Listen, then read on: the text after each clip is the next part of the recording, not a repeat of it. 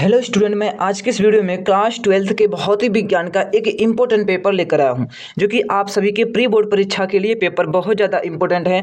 और इस वीडियो के स्टूडेंट आप लोग शुरू से लास्ट तक जरूर देखिएगा, क्योंकि ये वीडियो आप सभी के प्री बोर्ड परीक्षा के लिए बहुत ज़्यादा इंपॉर्टेंट है, क्योंकि यही पेपर स्टूडेंट सभी स्कूलों में वायरल है। इसलिए आप लोग इस पेपर को बहुत ही अच्छे से समझिएगा। मैं इसका सोल्यूशन आप सभी को बताने वाला हूँ स्टूडेंट। यहाँ तक देखिए क्या है, आप सभी का ये पेपर जो है 346 BCE, इस कोड को आप लोग याद रखिएगा, क्योंकि इसी कोड का आप सभी के प्री बोर्ड परीक्षा में पेपर मिलने वाला है। और ये पेपर जो है स्टूडेंट आप सभी का भौतिक विज्ञान का है, और आप सभी को जो समय मिलेगा भौतिक विज्ञान में सोल्यूशन करने के लिए वे 3 घंटे 15 मिनट मिलेंगे। और सारा निर्देश स्टूडेंट सभी उसी तरह है जिस तरह से आप सभी को मैंने बताते आया हूँ स्टूडेंट। इसी के बाद हम लोग चलते हैं अपने MCQ पर। ये पेपर आप सभी का इंग्लिश और हिंदी दोनों के लिए बहुत ज़्यादा इंपॉर्टेंट है, क्योंकि इंग्लिश में भी यहाँ पर मैं लेकर आया हूँ और हिंदी में भी लेकर आया हूँ। यहाँ से देखिए आप सभी का खंड अ जो है क नंबर कह रहा है, क नंबर प्रश्न कह रहा है कि दो समान आवेश के दो बिंदु आवेशों को वायु में एक निश्चित दूरी पर रखने पर क्या करना पर रखने पर उनके बीच F1 बल लगता है, जहां जब इन्हीं आवेशों को k अर्थात परावर्तनांक वाले माध्यम में इतनी ही दूरी पर रखा जाता है तो इनके बीच F2 बल लगता है। तो F1 अपान में F2 का मान क्या होगा कह रहा है। पहला ऑप्शन है आपका K2 k के पावर स्क्वायर। इसी के बाद दूसरा ऑप्शन जो कह रहा है 1 अपान में k के पावर स्क्वायर। तीसरा ऑप्शन कह रहा है k, और चौथा ऑप्शन कह रहा है 1 अपान में k। तो देखिए इसका जो राइट आंसर होगा आप सभी का तीसरा ऑप्शन क्या होगा, राइट होगा। आप लोग पढ़े होंगे कि k बराबर होता है F1 अपान में F2, तो इसका राइट आंसर क्या हो जाएगा, k। स्टूडेंट यदि आप लोग अभी तक इस चैनल को सब्सक्राइब नहीं किए तो चैनल को सब्सक्राइब जरूर कर लीजिएगा, और वीडियो को भी लाइक कर लीजिए, क्योंकि मैं इस चैनल पर स्टूडेंट आप सभी के लिए बोर्ड से संबंधित प्री बोर्ड से संबंधित सारा पेपर यहीं पर कराने वाला हूं, क्योंकि आप सभी को यहाँ वही पेपर मिलेंगे जो आप सभी के बोर्ड एग्जाम में संभावित आने के ज़्यादा संभावित हैं। मैं वही पेपर आप सभी को दूंगा स्टूडेंट, इसलिए आप लोग इस चैनल को जरूर सब्सक्राइब करके रखिएगा। इसी के बाद देखिए यहाँ ख नंबर प्रश्न कह रहा है कि एक तार को खींचकर प्रारंभिक त्रिज्या का आधा कर दिया जाता है, तो इसकी कह रहा है कि इसकी प्रतिरोधकता का मान प्रारंभिक का कितना गुना हो जाएगा, प्रारंभिक से अर्थात प्रारंभिक प्रतिरोध से कितना गुना हो जाएगा। पहला ऑप्शन है 16 गुना, दूसरा ऑप्शन है 8 गुना, चौथा ऑप्शन है 4 गुना, और यहाँ पर चौथा ऑप्शन जो है अपवर्तित। तो इसका देखिए जो राइट आंसर होगा आप सभी का यहाँ पर दूसरा ऑप्शन क्या होगा, राइट होगा, 8 गुना होगा पहले प्रतिरोध से।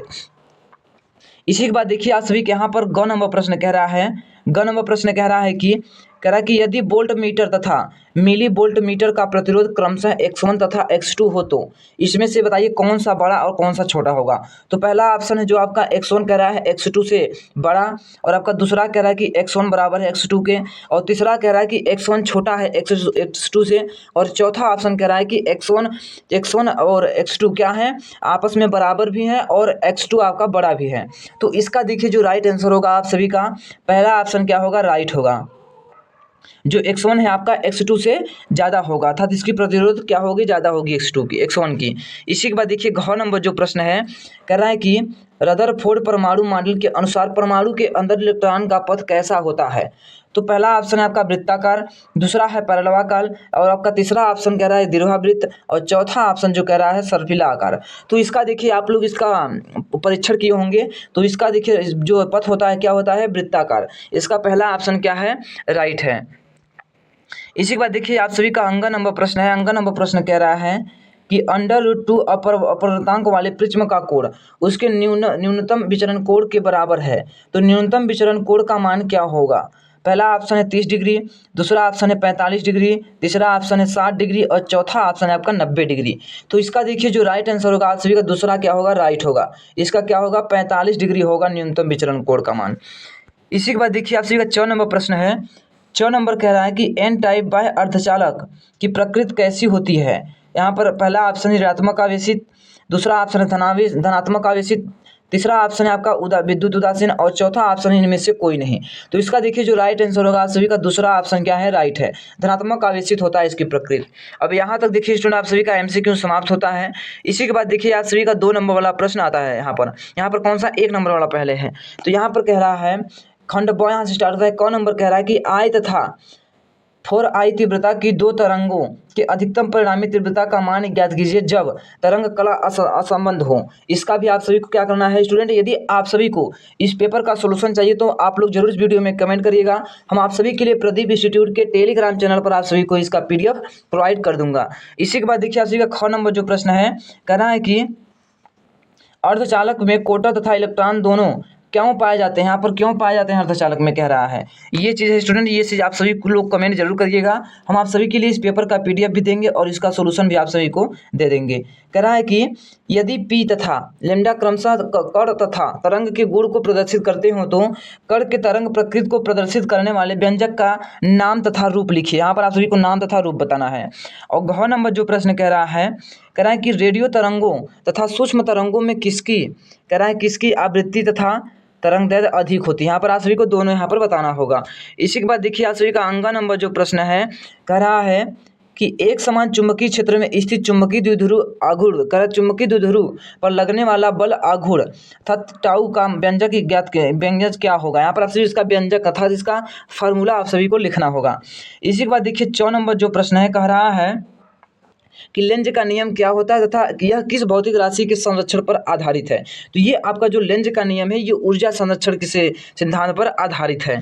इसी के बाद देखिए आप सभी का जो अगला प्रश्न आता है यहाँ पर खंड स, यहाँ पर कौन सा आता है खंड स यहाँ से स्टार्ट होता है। खंड स में आपका देखिए पहला प्रश्न जो है यहाँ पर देखिए क्या कह रहा है, अर्थात यहाँ पर आप सभी को यहाँ पर एप्सिलॉन नॉट का मान क्या है 8.8 फार आज 5 × 10⁻⁻12 फैराड अपान में मीटर, ये आपको मान दिया गया है। और म्यू नॉट बराबर भी दिया गया है, क्या दिया गया है 4 पाई × 10⁻⁻7 हेनरी अपान मीटर हो तो दिखाइए कि पहला ऑप्शन कह रहा है कि 1/4 पाई एप्सिलॉन नॉट बराबर इतना होता है या फिर नहीं। आप सभी को ये बताना होगा इसको सिद्ध करके स्टूडेंट। इसी के बाद देखिए आप सभी का ख नंबर जो प्रश्न है यहाँ पर कहना है कि परमाणु द्रव्यमान इकाई AMU को परिभाषित कीजिए तथा सिद्ध कीजिए कि 1 AMU बराबर 931 मेगावोल्ट होता है या फिर आप सभी को सिद्ध करना है।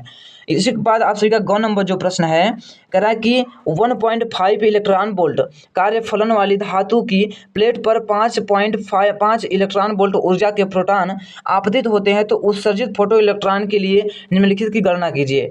पहला आप सभी को गतिज ऊर्जा को बताना है और दूसरा आप सभी को वेग बताना होगा। इसी के बाद देखिए आप सभी का घ नंबर जो प्रश्न है कह रहा है कि दिखाइए कि LR तथा CR के मात्रक समय होते हैं जहां संकेत के माध्यम से सामान्य अर्थ हैं। आप लोग यहाँ पर इसको आप सभी को बताना होगा कि CR परिवर्त जो होता है इसका मात्रक आप सभी का समय होता है, इन दोनों का मात्रक आप सभी को बताना होगा। यहाँ तक देखिए स्टूडेंट आप सभी को बहुत ही अच्छे समझ में आ गया। यहाँ से देखिए आप सभी का खंड द स्टार्ट होता है। खंड द क्या होता है यहाँ से स्टार्ट होता है।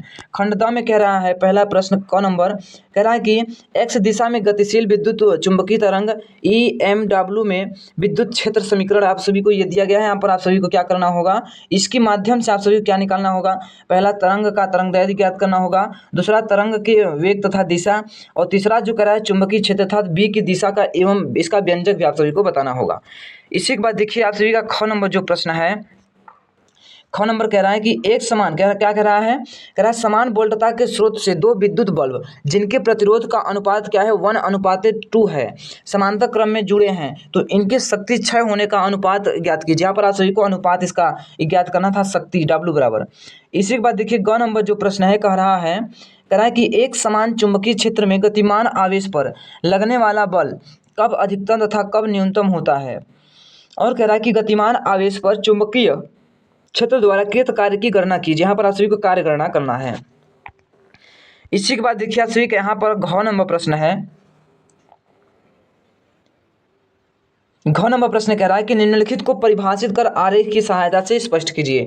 पहला कह रहा है चालन बैंड क्या होता है, दूसरा कह रहा है संयोजन बैंड, और चौथा जो है आपका वर्जित ऊर्जा अंतराल। इसमें आप सभी को बताना होगा। इसी के बाद देखिए अंगा नंबर प्रश्न जो कह रहा है कि ह्यूस्टन सेतु क्या है, इसको आप सभी बताना क्या होता है, इसका परिपथ खींचिए तथा निम्नलिखित का उल्लेख कीजिए। पहला कह रहा है क्या कह रहा है संतुलन की अवस्था, आप सभी बताना होगा कि R1/R2 बराबर R3/R4, इसको आप सभी बताना होगा। अनुपात भुजाएं और संयुग्मी भुजाएं जो समान है, जो अनुपात भुजाएं उसको आप सभी को बताना होगा। यहाँ पर देखिए आप सभी को अथवा में भी दिया गया है, फिर आप लोग अंग वाला प्रश्न को करके या फिर इस अथवा वाले को कर सकते हैं। कह रहा है विद्युत सेल के विद्युत वाहक बल ई, विभवांतर भी तथा आंतरिक प्रतिरोध आर, स्मॉल आर को परिभाषित कर उनके बीच संबंध आप सभी को बताना होगा। स्टूडेंट यहाँ तक स्टूडेंट आप सभी को बहुत ही अच्छे समझ में आया होगा। यदि आप लोग अभी तक इस चैनल को सब्सक्राइब नहीं किए तो इस चैनल को सब्सक्राइब जरूर कर लीजिएगा, क्योंकि ये पेपर आप सभी का बहुत ज़्यादा इंपॉर्टेंट है स्टूडेंट। इसलिए मैं आप सभी को इस पेपर का पूरा सोल्यूशन आप सभी बता सकता हूँ, क्योंकि आप लोग स्टूडेंट यदि आप लोग इस वीडियो में कमेंट करते हैं हम आप सभी के लिए पेपर का PDF आप सभी को प्रोवाइड कर दूंगा, जिससे आप लोग आसानी से देख सकते हैं। यहाँ पर देखिए 6वां प्रश्न कह रहा है कि निम्नलिखित को प्रत्येक एक उदाहरण की सहायता से स्पष्ट कीजिए। पहला कह रहा है यहाँ पर समस्थानिकों नाभिक क्या होता है, दूसरा संभारिक नाभिकों, तीसरा कह रहा है समन्यूट्रॉनिक नाभिकों और नाभिक का आकार, और पांचवा कह रहा है द्रव्यमान क्षति। इसको आप सभी को बताना होगा। इसी के बाद देखिए आप सभी का जो अगला है प्रश्न यहाँ पर स्टूडेंट आता है, अगला प्रश्न क्या है, ये है देखिए कह रहा है कि एक बैटरी की सहायता से एक समांतर प्लेट संधारित अर्थात धारिता को आवेशित किया जाता है, तो धारिता को बैटरी से वियोजित करके के परावर्तक माध्यम के पट्टी धारित्र के प्लेटों के बीच प्रेषित की जाती है। तो धारित्र से संबंधित निम्नलिखित में होने वाले परिवर्तन की विवेचना कीजिए। पहला यहाँ पर धारिता है ऑप्शन, यहाँ पर ऑप्शन है, इसको आप सभी को धारिता बताना होगा, दूसरा आवेश बताना होगा, तीसरा आप सभी को विभवांतर बताना होगा, चौथा आप सभी को विद्युत स्थितिज ऊर्जा, और पांचवा आप सभी को विद्युत क्षेत्र का मान यहाँ पर बताना होगा। इसी के बाद देखिए स्टूडेंट आप सभी का यहाँ पर अथवा में भी प्रश्न दिया गया है, फिर आप लोग इस प्रश्न को भी कर सकते हैं। इसी के बाद देखिए आप सभी का जो अगला है स्टूडेंट यहाँ पर देखिए एक परिपथ दिया गया है। इस परिपथ में आप सभी को क्या करना होगा, यहाँ पर कह रहा है कि दिए गए परिपथ के प्रत्यावर्ती धारा स्रोत भी इतना मान दिया गया है और आंतरिक प्रतिरोध कितना है 2000 ओम है। तो देखिए इसमें क्या क्या ज्ञात करना है सभी को। पहला कह रहा है कि स्रोत वोल्टेज का वर्ग माध्य मूल, दूसरा कह रहा है कि परिपथ का प्रेरण प्रतिघात तथा धारित प्रतिघात, और आपका तीसरा कह रहा है परिपथ प्रतिबाधा, और चौथा कह रहा है परिपथ में धारा। आप सभी को ज्ञात करना है। इसी के बाद देखिए आप सभी का 9वां प्रश्न जो है यहाँ पर अथवा में भी दिया गया है, फिर आप लोग इसको भी कर सकते हैं स्टूडेंट। ये पेपर आप सभी का बहुत ही ईजी है। कह रहा है कि निम्नलिखित में अंतर स्पष्ट कीजिए।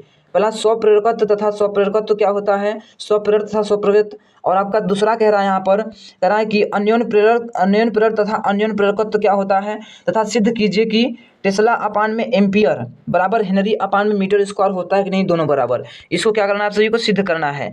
अब इसी के बाद देखिए आगे चलते हैं स्टूडेंट, आगे में आप सभी का क्या है, यहाँ पर देखिए क्या कह रहा है।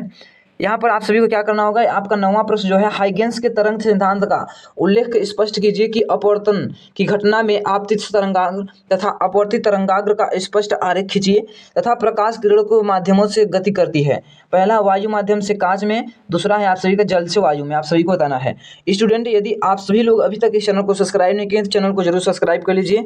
यहाँ तक आप सभी का पेपर सोल्यूशन होता है। यदि आप लोग वीडियो को लाइक नहीं किए तो वीडियो को लाइक जरूर कर लीजिएगा।